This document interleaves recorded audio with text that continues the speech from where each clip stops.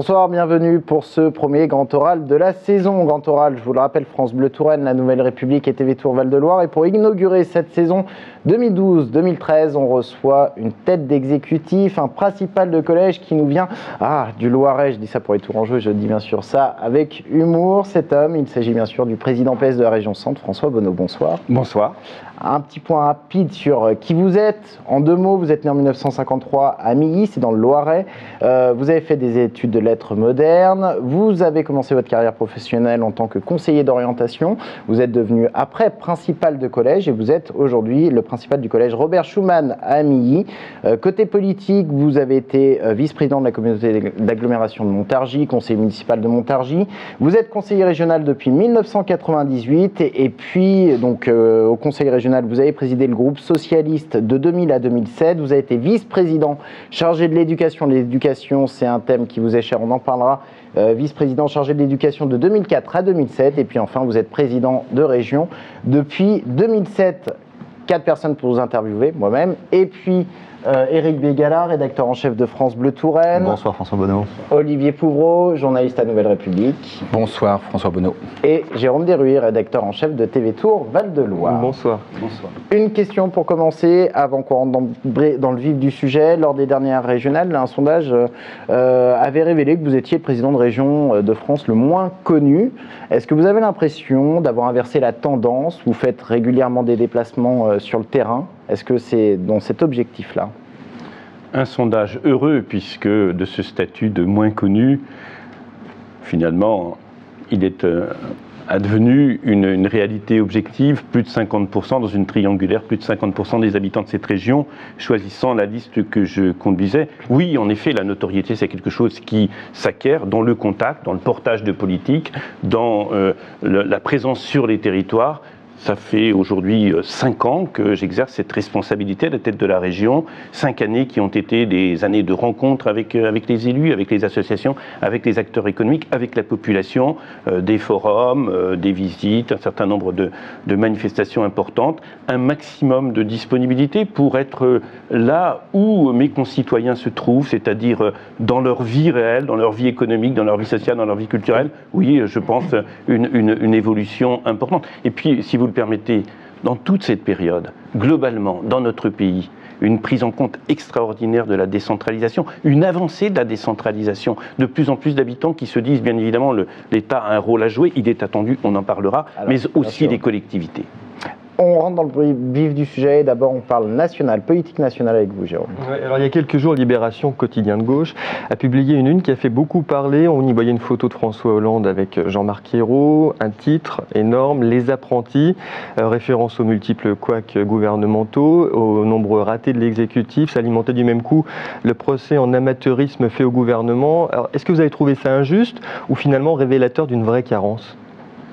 Il y a dans la démarche du président de la République, François Hollande, comme dans celle de son Premier ministre, une construction qui est à l'opposé de ce qu'on a vécu jusqu'à maintenant. Jusqu'à maintenant, avec le président qui a été battu, on avait quoi? On avait des coups de menton, on avait des claquements de talonnettes qui tenaient lieu de politique. On avait une manière d'aborder finalement les collaborateurs, ce que le qualificatif qui était donné au Premier ministre, qui était marqué par une certaine forme de dédain.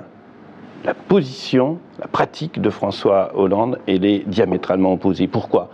Sa méthode, c'est d'abord la concertation. Et on l'a vu avec la grande conférence sociale, etc. L'histoire du titre de Libération, vous avez trouvé ça injuste ou révélateur d'une vraie carence? Il y a une attente de l'opinion aujourd'hui. Elle est forte.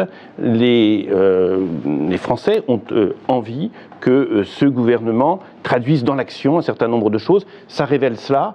Mais par rapport à une impatience, elle est compréhensible. Mais en même temps, je pense aujourd'hui qu'il y a une réelle maîtrise des dossiers. On le voit avec ce qui se passe aujourd'hui. Était injuste sur cette histoire-là, je parle. Excessif dans la formulation. D'accord. Pour vous, Jean-Marc Ayrault est un bon Premier ministre? Jean-Marc Ayrault conduit de manière remarquable les concertations préalables à l'action. C'est la marque de fabrique de François Hollande et de Jean-Marc Ayrault. ils ont envie, non pas de décider seuls, mais d'animer le dialogue social, d'animer la réflexion sur l'évolution de l'environnement, etc. C'est leur manière d'être, c'est leur manière de faire de la politique, et le temps de l'action est venu. Les erreurs de communication également? Leur manière de faire de la politique? Il y a, quand on prend le temps du dialogue, manifestement beaucoup plus de risques de s'exposer face à des attentes, face à des formulations, etc. Je crois qu'ils l'ont assumé. Aujourd'hui, on est dans la phase action. Aujourd'hui, il y a la présentation du rapport Gallois, c'était hier. Les décisions du gouvernement aujourd'hui, on passe dans la phase action. C'est ce que voient nous. Un conseil à lui donner, par exemple, si un jour vous l'avez au téléphone, vous, un conseil, qu'est-ce que...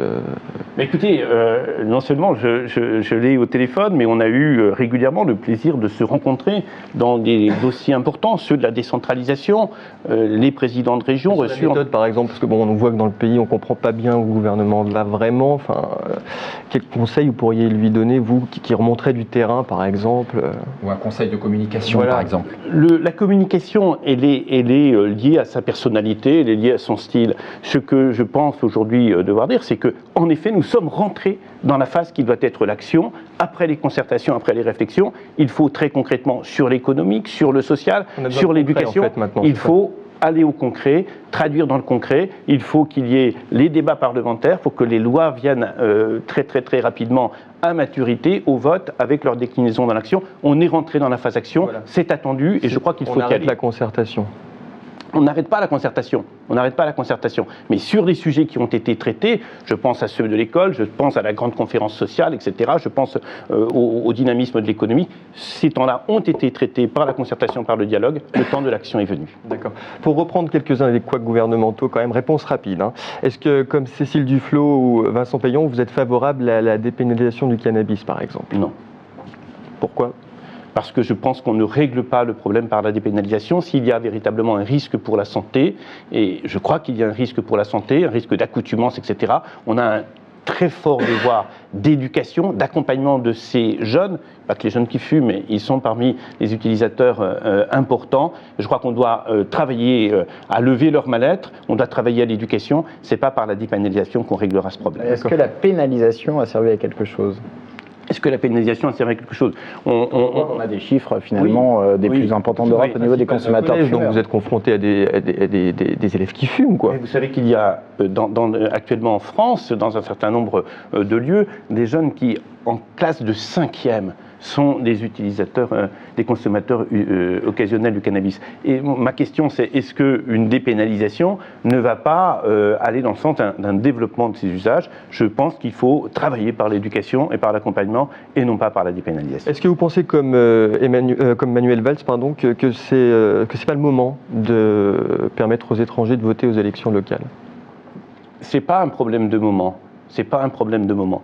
Vous savez, quand il s'est agi de supprimer la peine de mort dans notre pays, il y avait une majorité d'hommes et de femmes qui, en conscience, pensaient que c'était pas le moment, que le moment n'était pas venu. Puis il y a eu une décision forte, avec une conviction éthique, qui était celle du président de la République de l'époque, François Mitterrand, de dire il faut le faire.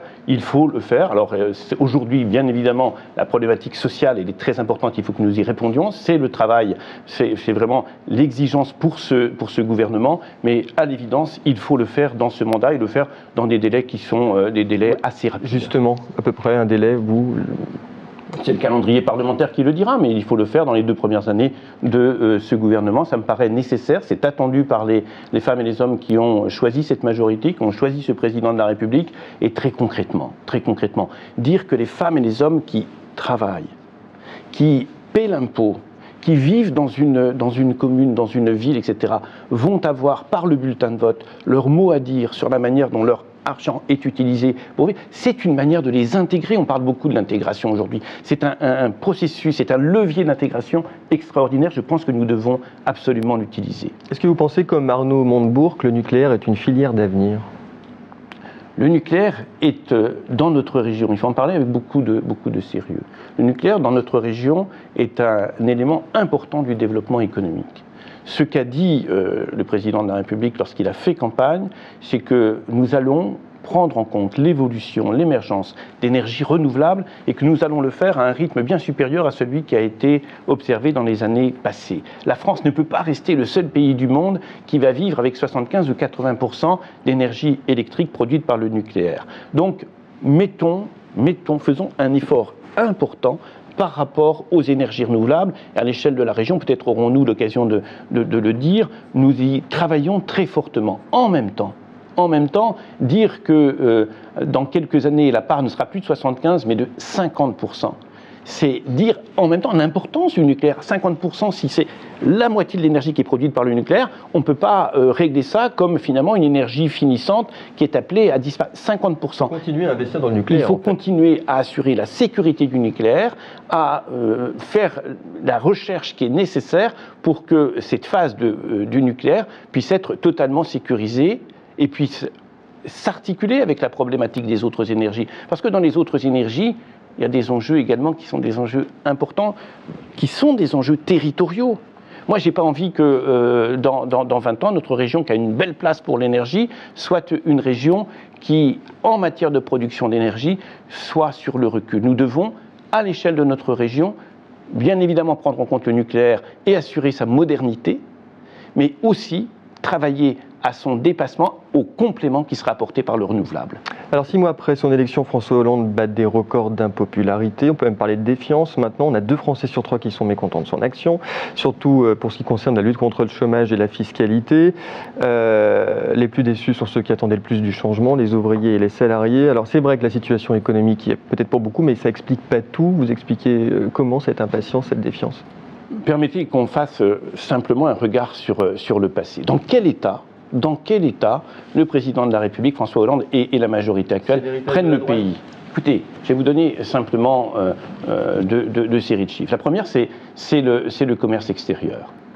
En 2000, quand la droite arrive aux responsabilités, dans notre pays, 25 milliards d'excédents.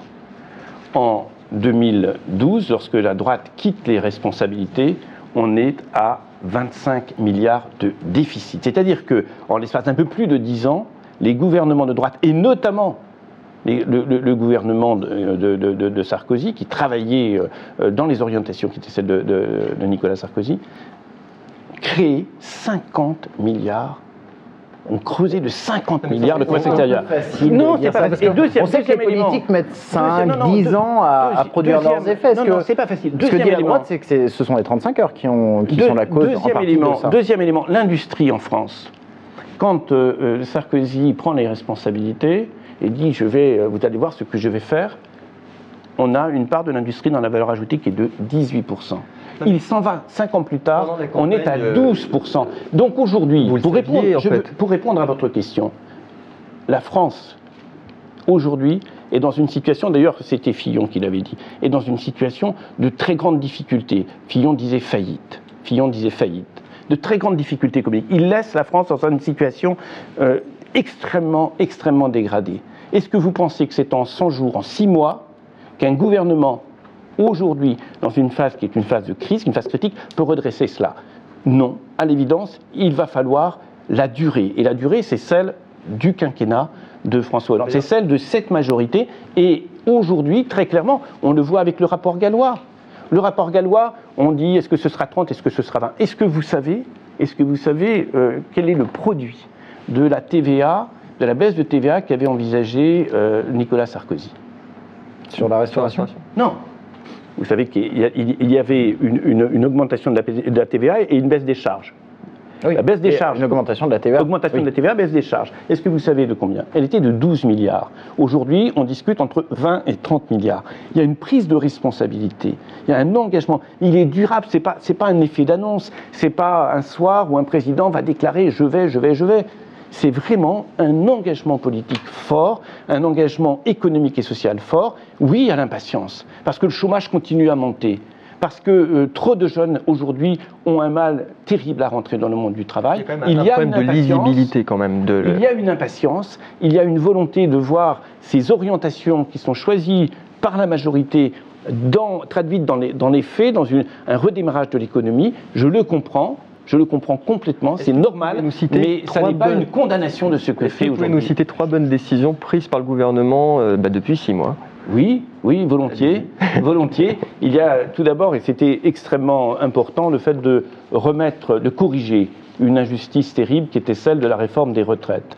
Quand finalement celles et ceux qui avaient fait moins d'études que les autres, qui avaient commencé à travailler très tôt, allaient être condamnés à travailler au-delà du droit à la retraite, au-delà des 60 ans, pour pouvoir toucher leur retraite. C'était, pour les carrières longues, totalement injuste, ça a été corrigé.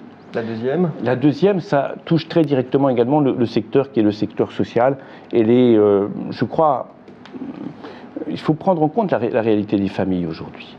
Les familles ont beaucoup de mal à boucler le budget. Et le fait d'avoir augmenté l'allocation de rentrée scolaire est quelque chose, de mon point de vue, qui est extrêmement important. Et la troisième, elle touche directement les collectivités territoriales. Pendant la campagne électorale, mais encore aujourd'hui, l'UMP disait moins de 10% de dotation pour les collectivités territoriales, moins 10% de dotation d'État pour les collectivités territoriales. C'est un étranglement complet des collectivités territoriales. La loi de finances qui est préparée pour 2013, c'est une loi de finances qui n'augmente pas, certes, les dotations aux collectivités, qui les stabilise. C'est une décision extrêmement importante. Pourquoi elle est importante ? Parce que les collectivités territoriales, c'est elles qui portent 75% de l'investissement public. Ce qui se fait en termes de routes, ce qui se fait en termes de TER, en termes de gares, etc., ce sont pour l'essentiel les collectivités qui le portent. Il ne fallait pas casser l'économie en cassant les ressources des collectivités territoriales. Question, Jérôme. Oui, sur un sujet qui divise singulièrement le pays, c'est le mariage gay, plus particulièrement le droit à l'adoption qui va en découler. Alors, est-ce que pour le coup, c'est vraiment le bon moment de mettre un sujet aussi polémique sur la table ? Il y a d'autres priorités peut-être à régler avant. Vous trouvez que c'est vraiment opportun de lancer ça maintenant ? C'est pleinement opportun, je vais vous dire pourquoi. Une société qui est comme la nôtre, une société qui s'interroge sur son avenir, qui doit trouver un nouvel équilibre, qui doit trouver un nouveau mode de développement, ne peut pas le faire en disant finalement on gèle toutes les avancées sociales, toutes les avancées sociétales, toutes les avancées en matière d'éthique. Aujourd'hui, le temps est venu, dans notre pays comme dans beaucoup d'autres qui l'ont fait avant nous, de reconnaître qu'il y a différents modes d'accès à l'amour, différents modes d'accès à la famille, qu'un certain nombre d'hommes et de femmes qui vivent dans notre pays ont envie de vivre dans une structure familiale, avec la possibilité d'avoir des enfants par l'adoption. Je crois que le reconnaître, c'est une avancée importante. J'ai conscience que pour un certain nombre de mes concitoyens, cela interroge. Cette interrogation, elle est légitime.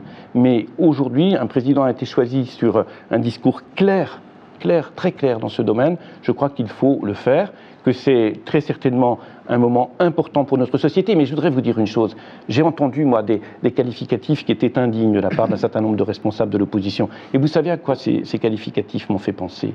Ils m'ont fait penser à ce que les mêmes disaient au moment de l'IVG.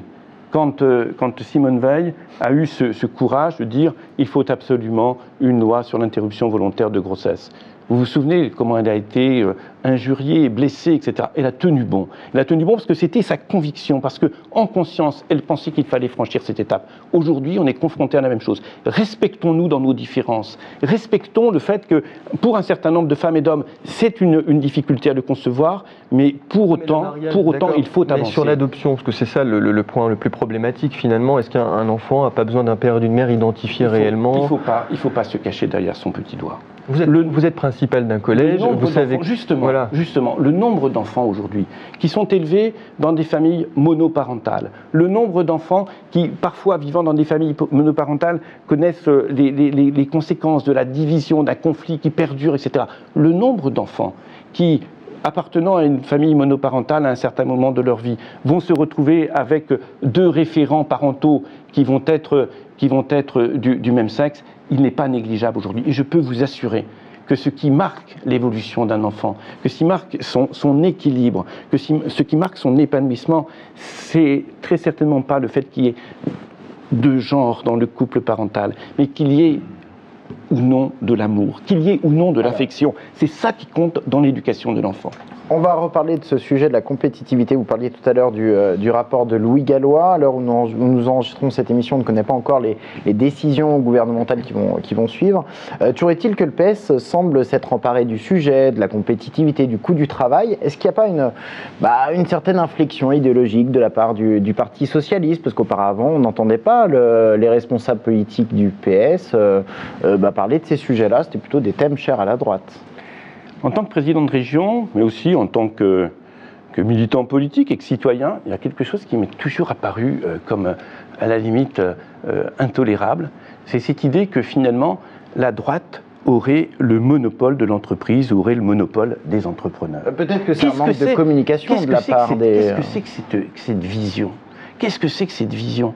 Comme si dans notre pays, il pouvait y avoir du développement social sans développement économique, comme s'il pouvait y avoir du développement économique sans chef d'entreprise, comme si là où nous agissons au niveau national, prenez la période Lionel Jospin au gouvernement, 5 ans qui ont été des années de développement économique, ou prenez ce que nous faisons dans les collectivités, comme s'il y avait une non-reconnaissance systématique du chef d'entreprise, de l'entrepreneuriat par la gauche. Non, absolument pas. Ce que nous disons, très clairement, c'est qu'il faut un équilibre dans la répartition des ressources et la répartition des richesses. Ce qui s'est produit dans la dernière période, ça n'est pas la responsabilité du chef d'entreprise X ou Y. Ce qui s'est produit, c'est que la valeur ajoutée produite par l'entreprise a été essentiellement captée par les actionnaires. Il fallait des rentabilités considérables, sans quoi on délocalisait, on allait ailleurs pour produire. Ça n'est pas la responsabilité du chef d'entreprise, c'est la responsabilité d'une financiarisation excessive de l'économie, et ce n'est pas uniquement des gens de gauche qui le disent.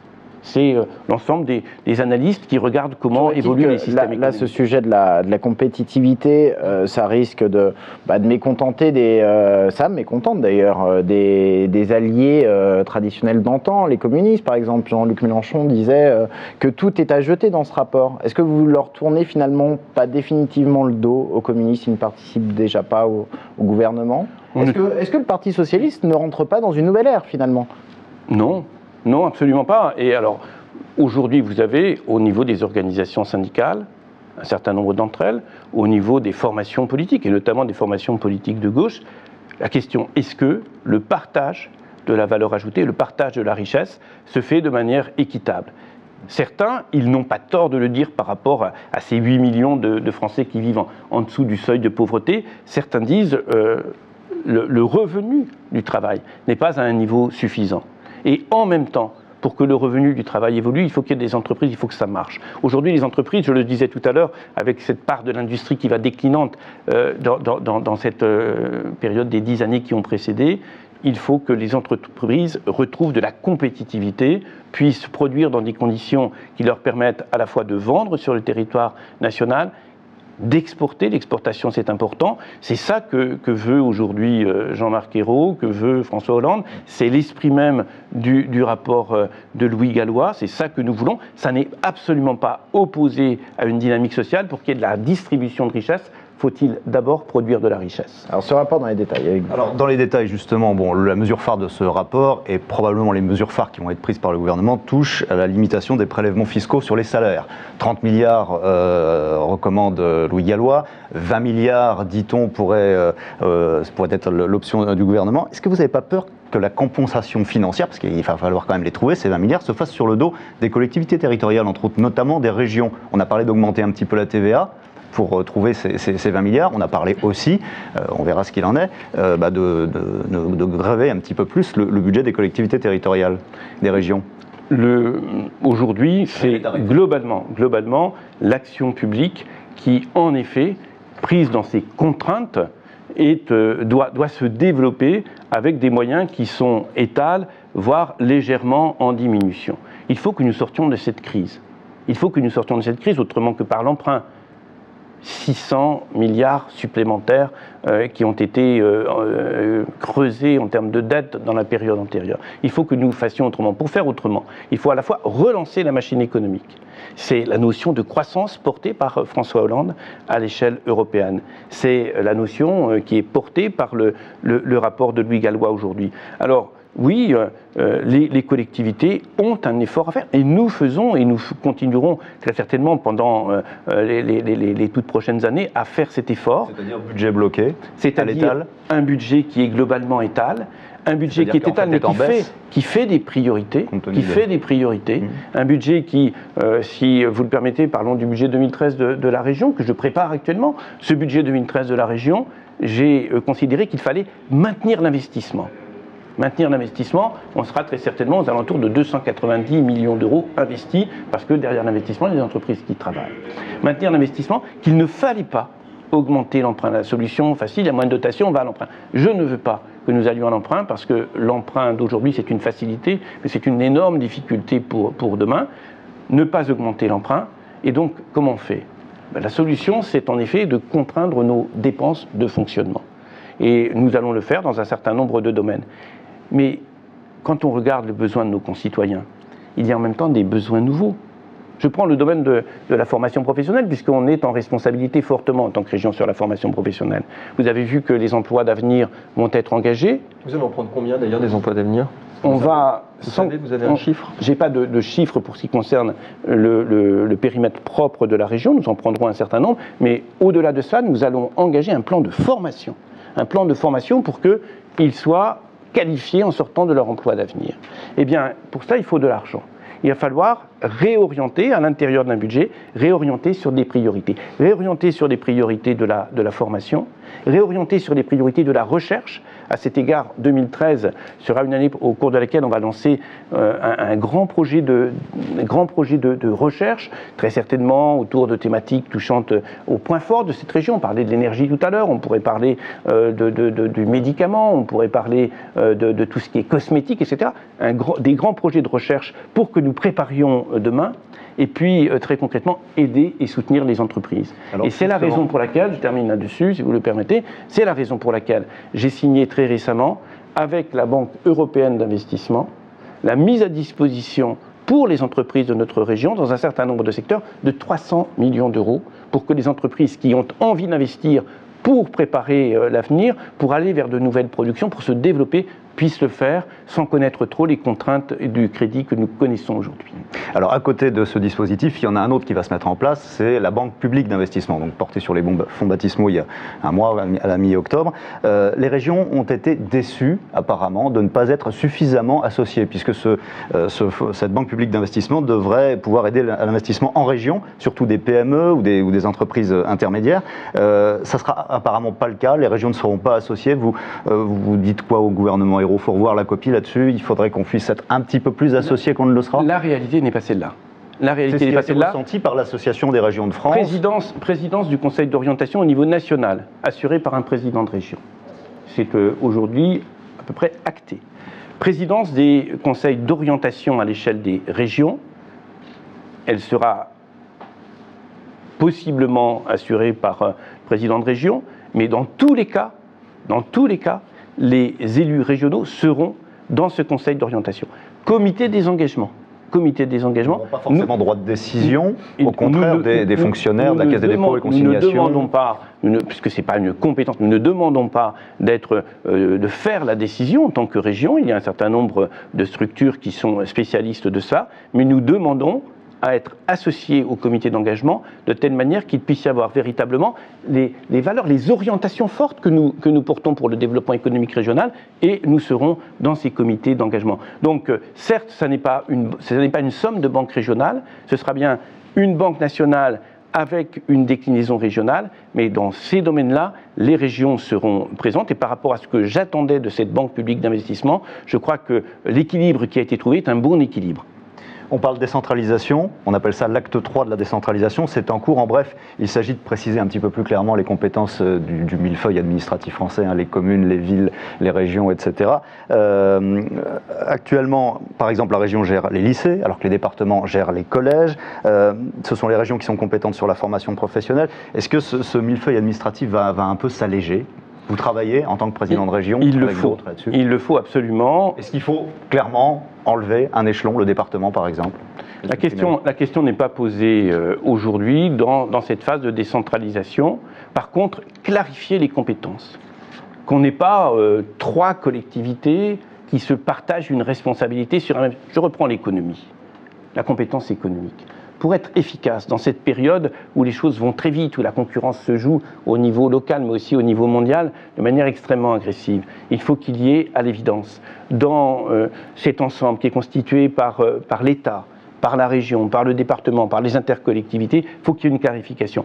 Je demande très clairement, et je crois que la loi de décentralisation à venir va nous permettre de le faire, qu'il y ait un chef de file en matière économique et que ce soit les régions, parce que nous sommes situés à ce carrefour de l'innovation, de la recherche, de la formation, de l'investissement, qui permet de le faire. Donc une clarification des compétences. Même chose sur la formation professionnelle. Alors juste sur les compétences de la région en matière économique, François Hollande, début octobre, c'était les assises de la territorialité, a dit assez clairement que les régions seraient en charge quasi exclusivement maintenant de l'aide aux PME.